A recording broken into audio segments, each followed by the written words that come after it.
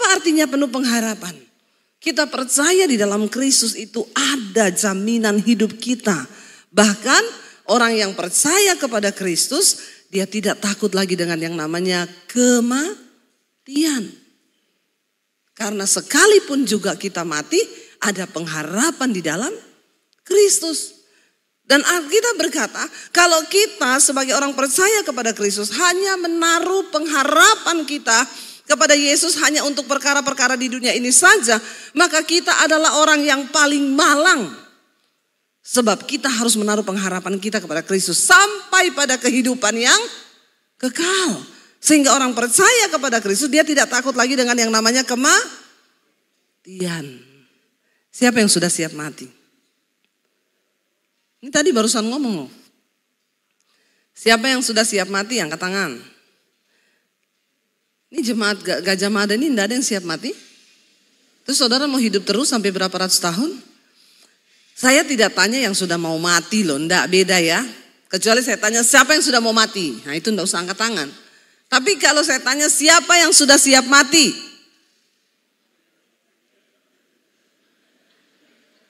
Enggak ada juga, mana Pak Heski ini? Lo orang Kristen loh. Untuk apa kita ke gereja tiap minggu? Untuk apa kita belajar melakukan firman? Untuk apa kita beriman kepada Kristus? Ya, kalau kita hanya menaruh pengharapan kita kepada Kristus hanya untuk hal-hal perkara di dunia ini, maka Alkitab berkata kita adalah orang yang paling malang. Saya cari ayatnya nih ya, karena memang saya tidak sengaja ini mau baca ini saudara ya, supaya kita ini, ayo saudara, ya 1 Korintus 15 ayat 19. Ini belum siap mati semua nih jemaat ini bertobat nih ya. Saudara kalau saya bicara mati itu bukan hanya bagi orang tua ya, kita semua harus siap mati loh, karena mati itu syarat mati itu bukan tua. 1 Korintus 15 ayat 19 ya, kita bicara tentang pengharapan tadi.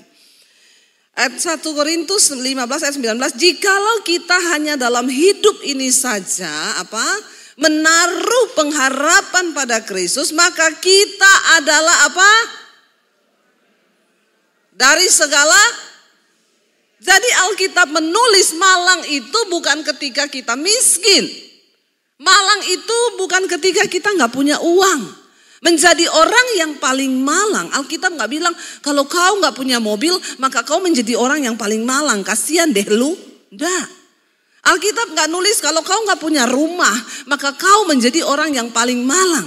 Konteks kemalangan bagi kita manusia dengan Tuhan itu beda. Siapa orang yang paling malang saudara? Alkitab berkata orang yang hanya dalam hidup ini saja menaruh pengharapan pada Kristus. Dan dia tidak menaruh pengharapan setelah hidup di dunia ini bahwa akan ada kehidupan yang sampai pada kekekalan. Ini loh yang dimaksud. Kalau kita cuma menaruh pengharapan kita pada Kristus selama kita hidup di dunia, maka kita orang yang paling malang. Artinya apa? Kita harus percaya bahkan setelah kita mati pun ada pengharapan di dalam Kristus. Katakan. Karena banyak orang itu hidup tertekan karena takut mati. Ya, jujur saudara, belum mati udah takut mati. Ya, engkau orang yang paling malang loh di antara segala manusia. Kasihan enggak? Kasihan loh. Jadi saudara siap atau tidak, maka kita harus mempersiapkan yang namanya kematian. Ya, saya nggak tanya siapa yang mau mati, saya tanya siapa yang sudah siap mati. Mempersiapkan kematian itu, ya bukan beli peti warna putih yang ada gambar Tuhan Yesus, beli baju yang bagus, yang renda-renda putih, bukan. Kalau masih ada kepahitan di hati bilang Tuhan, aku mau lepaskan pengampunan. Aku tidak mau hidup dalam dalam kepahitan. Karena kapanpun Tuhan panggil aku harus siap. Tuhan kalau masih ada dosa dalam hidupku, masih ada kenajisan, masih ada apapun Tuhan yang mengganjal di hatiku, ampuni aku Tuhan, kuduskan hidupku. Karena banyak orang keluar masuk gereja, tapi nggak pernah hidup dalam pengampunan. Dia nggak bisa ngampuni saudaranya, ya, dia nggak bisa ngampuni orang yang bersalah. Tapi tiap hari datang ke gereja nyanyinya ku bebas, bebas, bebas. Malaikat bilang pret. Ini keluar pret ini di sini nih ya. Ya saudara, ayo jangan hidup dalam kemunafikan, amin. Saya tadi tidak mau menyampaikan tentang ini loh, sebenarnya beda loh ya. Tapi kenapa Tuhan belokinnya ke sini saudara? Ya, ayo kita bangkit saudara. Mari kita sadar. Ya, enggak usah lah saudara, walaupun orang mau apain kita belajar untuk menjaga hidup di dalam kekudusan dan taruh pengharapan kita sepenuhnya kepada Kristus. Bukan hanya di dalam hidup ini saja, tapi sampai pada hidup yang akan datang. Waktu kita mempersiapkan diri untuk siap mati itu enak loh saudara. Kita kemarin berangkat, saya baru pulang dari Israel 2 minggu yang lalu saudara ya. Itu perjuangan mau berangkat ke sana itu ya, karena ini grup yang harusnya saya bawa tahun lalu. Tapi karena seminggu sebelum kami berangkat, Israel diserang oleh Hamas waktu itu yang tahun lalu. Jadi kami nggak jadi berangkat. Ya, lalu ya udah di reschedule mengikuti dari penerbangan. Yang 2 tahun lalu saya bawa grup 125 orang. Kami masuk lewat Jordania itu naik pesawat Oman. Tapi tiba-tiba ketika mau take off saudara, ya salah satu peserta saya itu kesakitan, dia kayak sakit mah, mendadak di pesawat. Akhirnya pesawat itu harus menunggu dia. Karena dia bilang ketika masuk pesawat itu dia tiba-tiba mengalami sakit yang begitu luar biasa yang dia belum pernah alami sakit itu. Lalu akhirnya dari pihak maskapai menunggu terus ya, ditanyain terus, ibu sudah kita mau terbang ini ibu, nggak bisa pesawat lama-lama parkir di sini, karena kita nanti kena denda dan lain sebagainya. Dia bilang kasih saya kesempatan, ya lalu akhirnya pramugarinya bilang ya udah saya kasih kesempatan ibu 15 menit lagi ya, ini sudah 15 menit lewat, ya kalau ibu nggak sembuh juga kami akan buka pintu ibu turun, ibu nggak boleh berangkat. Suaminya bilang, kalau istri saya turun, saya juga turun, anak saya juga turun. Ya, berarti hilang 150 juta saudara. Mereka bergumul di situ. Akhirnya ya pilotnya datang, ibu ini sementara dipindah di bisnis karena supaya dia enak badan. Waktu ditanya pilot datang, ibu gimana bu, kami nggak bisa tunggu lama lagi. Ya udah ini pintu belum ditutup, ibu turun saja supaya ya kami bisa berangkat, nggak bisa kita korbankan penumpang yang sekian. Ya sudahlah, karena semua penumpang sudah menatap mereka dengan muka yang jengkel. Ya, gara-gara dia berangkat pesawat. Biasa macam orang Palu tuh begitu. Akhirnya, ya udah suaminya berdiri. Ya sudahlah daripada kita jadi batu sandungan, ayo kita pulang. Tiba-tiba ketika ibu itu berdiri dia bilang, "Pak, aku sembuh." Lalu semua kaget, loh iya aku sembuh, hilang udah sakitnya. Lo tadi udah mau mati gak bisa napas saudara. Tiba-tiba aku sembuh. Dia bilang kayak ditarik sakitnya itu. Akhirnya bener ibu yakin? Yakin. Pramugarinya pilotnya tanya, kalau dari 1 sampai 10 berapa ibu? Di angka berapa? Saya di angka 8, udah saya sehat. Oke ya kalau gitu, oke kita tutup pintu ya. Pintu ditutup saudara. Akhirnya pesawatnya mau mundur ke landasan pacu. Ketika pesawat itu mau mundur, tiba-tiba mesinnya mati. Muk. Pesawat mogok. Di starter, nggak bisa hidup. Nggak bisa hidup. Nggak bisa hidup. Lalu semua di dalam sudah kepanasan, akhirnya diumumkan. Bukan ibu itu yang turun, semua penumpang harus turun karena pesawat mengalami error sistem. Saudara bayangkan kalau 30 menit yang lalu itu pesawat sudah take off, maka mereka mendarat di laut.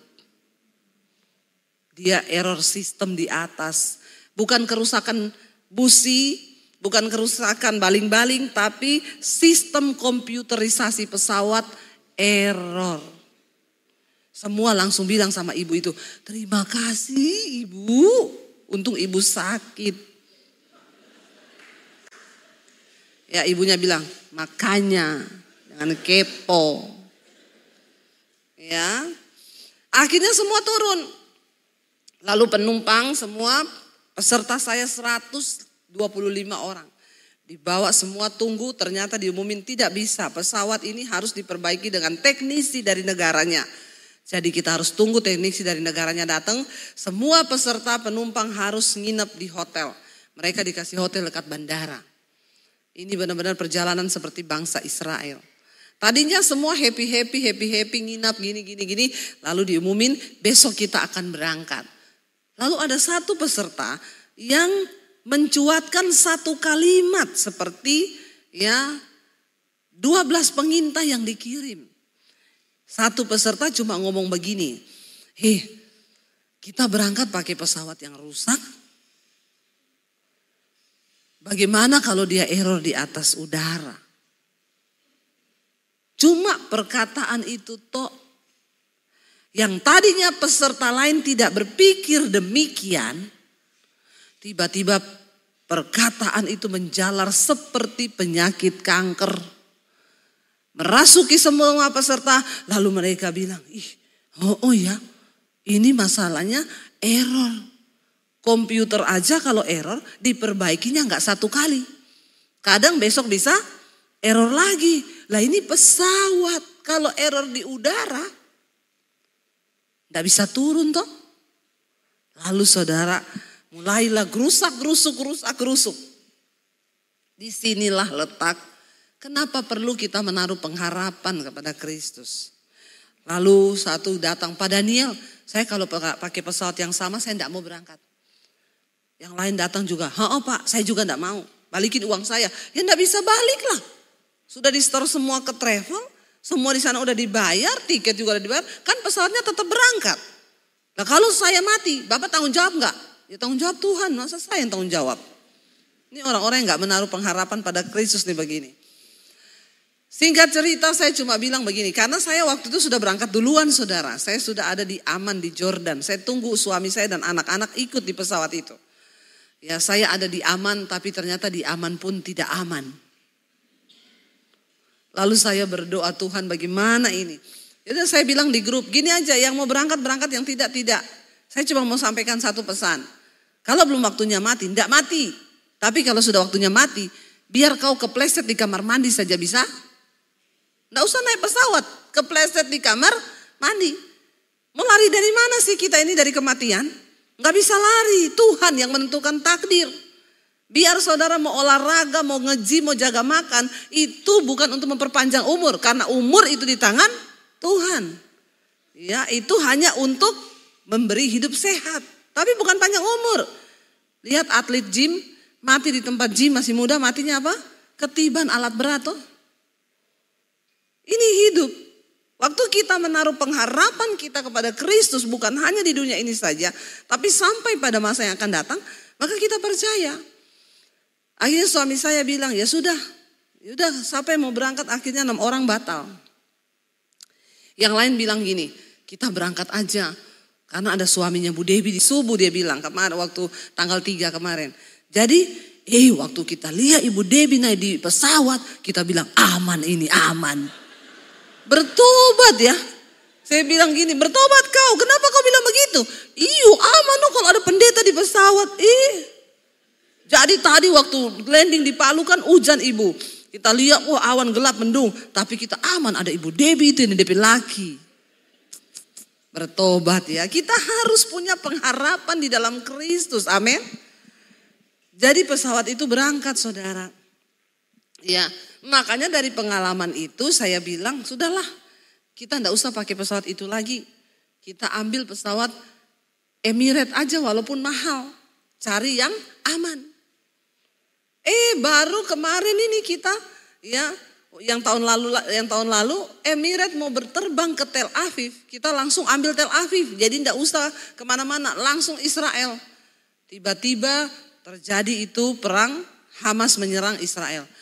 Tel Avivnya ditutup, Emirates-nya saudara, dia embargo, tidak mau masuk Tel Aviv sampai Tel Aviv aman.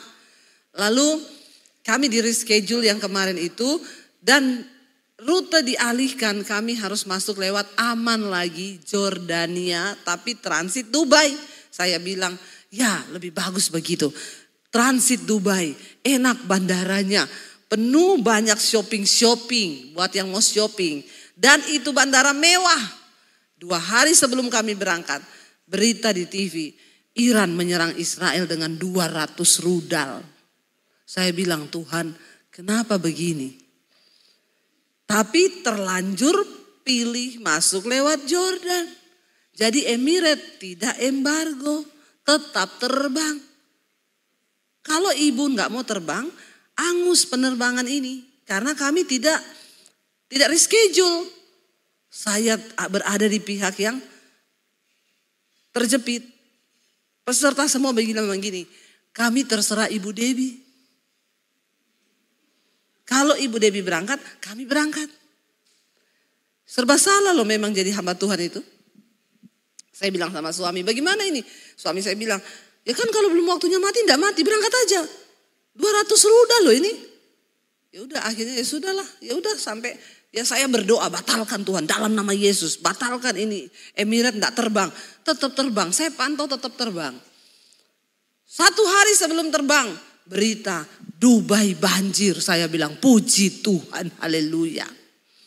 Berarti kita enggak jadi terbang. Saya tanya sama travel, gimana? On schedule Bu, tetap berangkat. Itu banjir loh di Dubai, pesawat aja tergenang. Tetap on schedule Bu, sudah aman, sekarang lagi dibersihkan. Aman, aman. Saya bilang, ya Tuhan kenapa tetap berangkat ya? Tuhan bilang, makanya jangan cari aman. Manusia suka cari aman. Saya bilang dalam nama Yesus batalkan. Kami harusnya berangkat malam itu, tiba-tiba pesawat dibilang cancel. Tapi besok pagi akan diberangkatkan. Saya bilang kenapa dia gak cancel 1 bulan. Akhirnya besok pagi berangkat. Saya bilang sama suami saya, kalau saya dengar Israel menyerang balik Iran, saya tidak mau terbang. Biar peserta mau bilang apa, saya tidak mau. Suami saya bilang, nah tapi bagaimana? Enggak, saya telepon guide di Israel. Aman Bu, Israel tidak akan menyerang. Oke, ya sudah. Naik pesawat terbang. Waktu terbang, di pesawat saya minta wifi. Saya buka WA, tiba-tiba baca berita. Siang ini Israel menyerang Iran.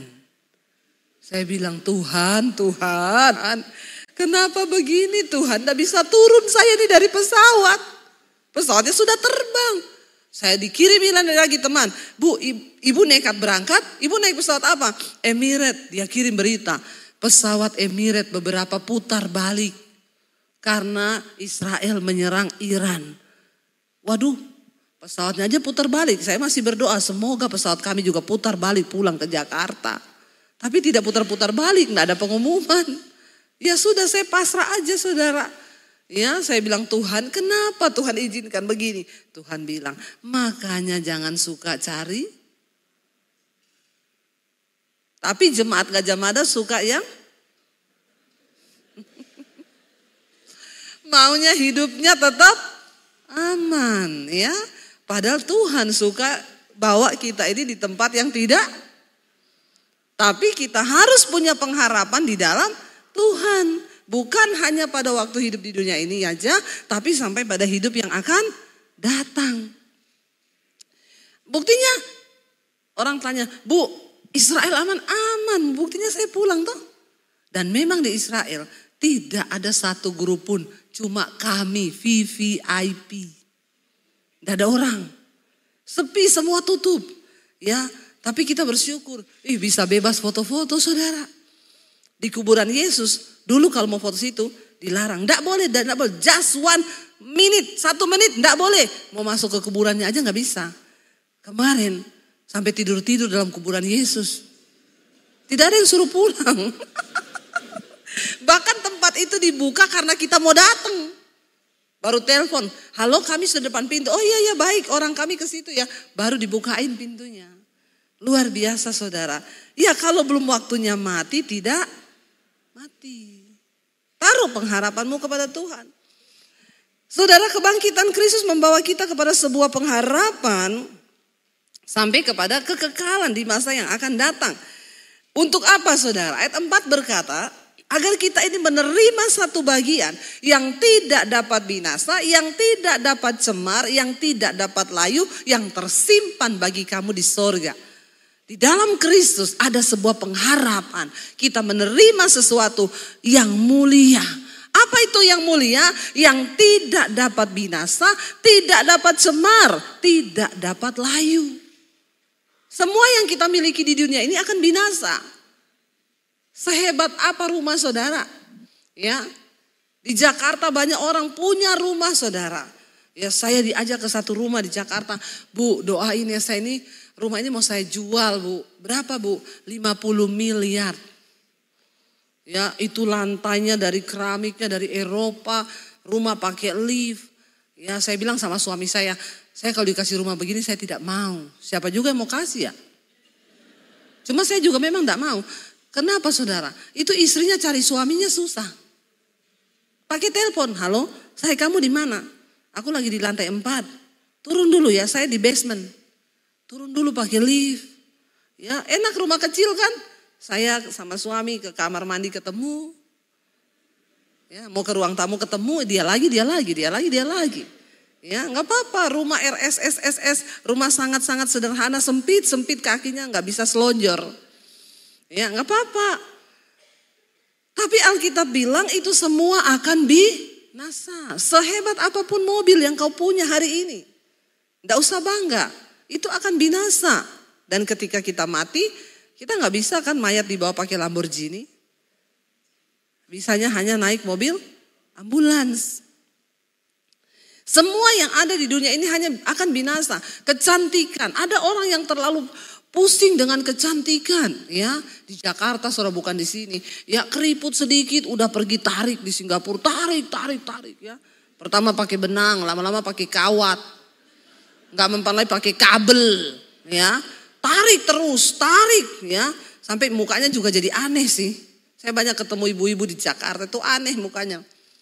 Karena sudah ketarik terus, jadi dia ketawa nggak bisa ketawa kayak kita gini, ya putus nanti putus saudara, ya keriput itu kalau benangnya putus ya, nggak bisa, ya, karena dia terlalu memikirkan kecantikan. Sampai ada dokter bilang sama saya begini, ada loh Bu orang, dia sudah suntik nih filler, datang terus minggu depan dokter bilang ibu sudah nggak bisa suntik loh, ibu dalam sebulan ini sudah melebihi batas. Nggak dok, saya pengen lagi disuntik.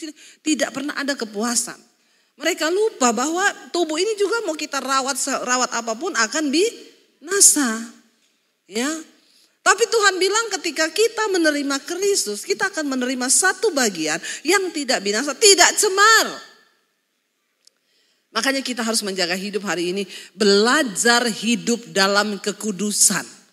Sebab yang masuk dalam sorga, orang-orang yang tidak cemar, yang kudus saudara. Ya, hidup kudus itu bukan berarti kita gak bikin dosa. Tapi ada sebuah usaha untuk kita menjaga hidup dalam kekudusan. Kita masih bisa jatuh dalam dosa, gak bisa. Saya masih bisa marah ketika saya jengkel. Tapi setelah itu saya bilang, Tuhan ampuni Tuhan. Tadi aku jatuh, aku marah. Ya, darah Kristus tersedia untuk pengampunan dosa kita di masa yang akan datang, untuk dosa yang tidak disengaja. Bukan orang saudara, dia bersinah, ya selingkuh, dia bilang darah Yesus tersedia bagiku. Pret, kau sengaja bermain-main dengan dosa. Bukan orang homo yang sengaja ya hidup dalam kenajisan, lalu dia bilang kan darah Yesus tersedia. Bukan untuk orang-orang yang hidup dalam kepahitan dan bilang biarin saja nanti darah Yesus tersedia. Engkau bermain-main dengan kasih karunia Allah. Dan dengan sengaja engkau mencemarkan dirimu. Tidak ada lagi darah untuk menghapus dosa yang seperti itu. Ya, jangan salah saudara. Kita akan dipersiapkan menerima satu bagian yang gak cemar, yang gak layu, yang tersimpan bagi kita di sorga. Yaitu bagi siapa? Ayat 5 bilang, yaitu bagi saudara jemaat GBI, saudara jemaat GPDI. Maklum saudara, saya ini pendeta segala gereja. Ya, saya datang ke Katolik Karismatik, saya datang ke GPDI, saya datang ke GBI, saya datang ke semua gereja. Makanya saya nggak mau buka gereja, karena sudah banyak gereja. Kalau saya buka gereja, saya berantem lagi sama Pak Heski nanti. Jangan undang itu Debbie Basir, nanti jemaat pindah sama dia lagi. Mending saya jadi gembala online. Ya jemaatnya hampir 1 juta malah kan. Di mana-mana jemaat saya malah. Ya di Sydney, di Amerika, di mana saya punya jemaat. Ya, hari-hari ini memang kita perlu berdoa. Banyak hamba-hamba Tuhan tidak lagi punya visi tapi ambisi. Sampai menghalalkan segala cara saudara. Ya saling berebut jemaat, Tuhan Yesus bersedih loh. Ya jadi kita perlu berdoa sungguh-sungguh buat gereja, buat hamba-hamba Tuhan. Dikatakan di sini saudara, buat kita ya, buat jemaat GPDI Gajah Mada yang dipelihara dalam kekuatan Allah karena imanmu. Sementara kita menantikan keselamatan yang telah tersedia untuk dinyatakan pada zaman akhir. Maaf saudara, jangan dulu terlalu pede bahwa kita ini pasti masuk surga. Keselamatan itu akan dinyatakan pada zaman akhir dan kita masih menanti. Masih menanti. Makanya jangan ada satu orang pun yang gugur sampai di garis akhir. Kita masih menanti.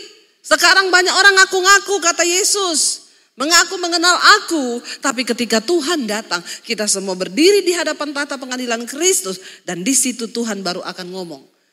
Ini muridku, mari masuk dalam kerajaanku. Kamu, Tuhan saya ini pengkhotbah, saya WL Tuhan, saya singers Tuhan, saya pemain musik. Enggak, kamu pembuat kejahatan, aku enggak kenal. Itu yang Alkitab bilang. Mari kita berdoa hidup menjaga kekudusan. Karena keselamatan itu baru akan dinyatakan pada zaman akhir. Emas yang fana, yang diuji kemurniannya dengan api. Sehingga kamu memperoleh puji-pujian dan kemuliaan dan kehormatan pada hari Yesus Kristus menyatakan dirinya. Iman kita lebih mahal daripada emas. Emas sekarang 1 gram berapa? Ada yang penjual emas di sini? Toko emas 1.200.000 lebih ya. Tahu ya Bu ya? Semua harga emas pasti tahu nih. Saudara, emas itu saya kemarin di Israel, ya orang Israel toko perhiasan bilang hari ini dunia Bu, dunia 2 juta 1 gram di dunia. Indonesia masih 1,2.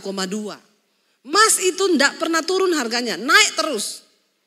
Ya, saya punya investasi emas 80 kilo. Mas Daniel. Ya, harganya naik terus. Ya naik terus ya. Saudara, emas itu gak pernah turun. Tapi ada hal yang lebih berharga daripada emas kata Alkitab. Ya, kemurnian imanmu itu jauh lebih tinggi nilainya daripada emas yang fana. Iman itu teruji, iman itu dikatakan murni kalau sudah melalui pengujian lewat api. Kita semua harus diuji. Ya, bukan orang yang pintar nyanyi di gereja yang imannya teruji. Orang yang kuat menghadapi tekanan penderitaan ketika kita sungguh-sungguh menerima Kristus. Gereja ini adalah gereja yang bersejarah bagi saya. Dulu pendetanya Om Bangguna ya. Tahun 95 ketika saya terima Yesus, ya saya diusir papi saya dari Poso. Saya lari ke kota Palu saudara. Dan waktu itu saya tinggal di kos-kosan di Jalan Una-Una situ. Lalu pada waktu itu mami saya datang ke kota Palu cari saya. Lalu saya dibawa ketemu sama Om Bangguna. Mami saya hari ini hadir. Mami berdiri mami. Ya. Ini mami saya saudara. Mungkin ya semua pada kaget kok ada maminya Debbie Basir. Ini mami saya. Mami saya jemaat di sini saudara. Tepuk tangan buat Tuhan Yesus. Ya, jadi pada waktu itu mami saya antar saya untuk ketemu dengan Om Bangguna di sini. Ya, dan pada waktu itu saya dibaptis, ya. Saya menerima Tuhan Yesus, tapi kalau bicara tentang penderitaan, ya, mami saya orang yang sangat menderita. Karena mami saya menikah dengan papi saya. Sejak menikah itu mami tidak boleh pergi ke gereja. Dan kami semua anak-anak 5 beragama ikut papi saya. Ya. Dan mami sangat takut ya untuk mempengaruhi kami. Karena ya kita tahu papi saya keras sekali saudara. Dia punya pedang panjang, dia punya pistol. Saya terus diingatin, awas kamu jadi Kristen, awas kamu jadi Kristen. Tapi pada akhirnya bukan mami saya yang menyuruh saya jadi Kristen. Saya mengalami perjumpaan pribadi dengan Tuhan. Bahkan pada waktu itu mami saya memohon kepada saya. Karena papi saya ngamuk besar. Ya, papi saya bilang, kalau Debbie jadi Kristen, kalau opa saya itu semua pasti juga tahu ya, pendeta Lapian itu opa saya. Kalau dari pihak papi saya, Ustadz Basir opa saya panggilnya Aba. Di Poso itu Ustadz Basir, kepala kantor Departemen Agama di Poso. Jadi memang tidak gampang. Ya, dan ketika saya jadi Kristen, mami itu memohon juga kepada saya, Debbie tolong, kamu mengalah dulu sekarang supaya papi itu enggak ngamuk, enggak apa. Tunggu mami sama papi mati baru kamu jadi Kristen. Hancur ini keluarga Debbie, mami enggak tega kalau kamu diusir dari rumah. Saya cuma bilang sama mami waktu itu, Mam, saya juga enggak tahu, tapi ini waktu Tuhan buat saya. Enggak apa-apa Mam, saya pilih tinggalin keluarga. Ya, mami percaya aku mengikuti Tuhan yang bertanggung jawab. Dari kota Poso saudara, saya berangkat ke kota Palu. Enggak bawa apa-apa, bahkan papi saya bilang, kamu jangan bawa ijazah. Kalau kamu bawa ijazah, ya saya bunuh kamu, saya yang sekolahin kamu. Saya mau lihat, kamu tinggalkan keluarga, jangan bawa ijazah. Saya mau lihat Yesus kasih makan kamu pakai apa. Saya gendut sekarang saudara. Ya, dan akhirnya ya dengan berat hati, dengan air mata, mami saya harus melepas saya. Saya tahu itu adalah sebuah pengorbanan yang tidak gampang. Di situ saya memulai perjalanan iman bersama Tuhan. Lalu akhirnya saudara, saya tinggalkan keluarga dan puji Tuhan ya banyak pergumulan di jalan Una-Una di kos-kosan itu, saya tinggal di kos-kosan. Kalau anak kos berangkat kuliah, saya cuci baju mereka, pakaian kotor, piring kotor. Di tempat kos itu juga saya mendengar suara Tuhan. Saya dapat penglihatan, saya berdiri di satu lapangan, di atas panggung dan di bawah itu puluhan ribu orang. Dan saya mau bilang, tadi malam penglihatan itu terjadi di Stadion Gawaliso. Hampir 50.000 orang datang saudara. Saya tadinya pikir apa iya sih nggak mungkin. Tapi ternyata waktu saya sedang berdiri di atas panggung tadi malam. Saya lihat itu lautan manusia puluhan ribu. Tuhan berkata kepada saya tadi malam di atas itu. Apa yang aku nyatakan kepadamu. Tahun 96 di jalan Una-Una di kosan itu. Hari ini aku genapi. Bangsa-bangsa menantikan pengajaranmu. Tahun ini saya tolak 3 pelayanan di Amerika. Karena saya bilang saya gak mau ke Amerika teruslah 3 kali setahun. Gak, nanti tahun depan lagi. Saudara, pulau-pulau menantikan pengajaranmu. Hari ini jadwal itu ya saya lihat apa yang Tuhan nyatakan. Puji Tuhan, ya saya bilang kepada mami saya, perjuangan iman itu gak sia-sia. Air mata dan doa-doa mami tidak sia-sia. Ya, apa yang mami sudah lakukan, ya Tuhan jawab. Saudara, maksud semuanya itu ialah apa? Waktunya sudah habis karena Tuhan ingin melihat kemurnian iman kita. Ya, supaya satu saat ketika Tuhan datang, kita kedapatan berkenan. Untuk apa dikatakan? Sehingga kamu akan memperoleh puji-pujian dan kemuliaan dan kehormatan pada hari apa? Yesus menyatakan dirinya. Nggak usah cari pujian dari manusia, nggak usah. Manusia itu kalau muji bilang saja pret. Karena manusia itu banyak munafik. Di depan baik, di belakang jahat. Ya, makanya saya kalau dipuji-puji orang, tambah cantik, saya bilang pret. Ya, itu pujian yang sia-sia.